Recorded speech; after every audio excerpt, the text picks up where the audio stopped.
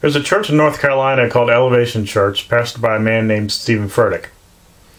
And right now they're in the middle of a 12-day conference that they have called Code Orange Revival. One of the speakers there recently was Matt Chandler.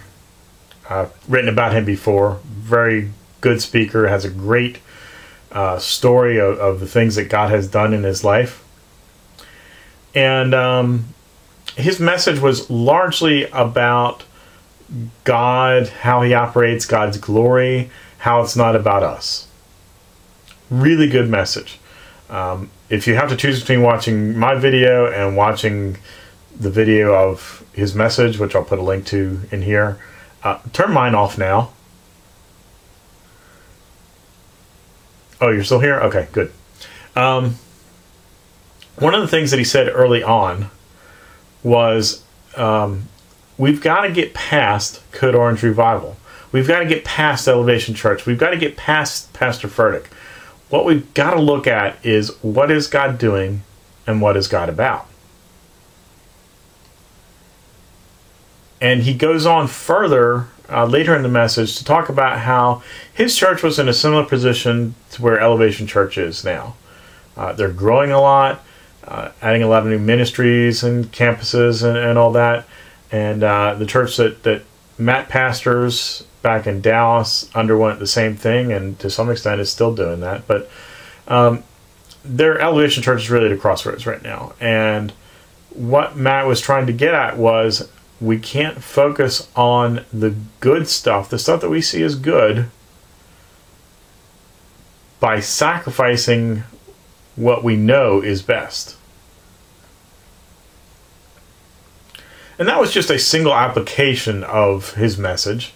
There's a lot that is applicable to anyone, not just to somebody in a large and growing church. And so, again, I really recommend it to you. But if you're still here, I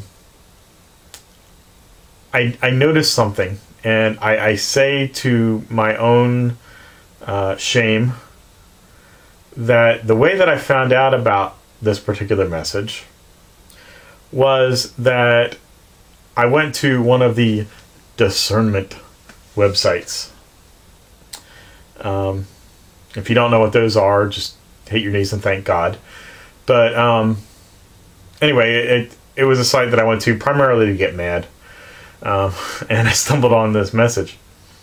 And the focus of the discernment website and also of many of the comments on Matt's message on YouTube was how Matt's message was very good, but it was very much different from what people are hearing at Elevation Church. And it's like, did you even listen to the message? Because in the same way that Matt was saying we can't focus on what is good by missing what is best, we also can't focus on what we perceive as bad and miss what is best.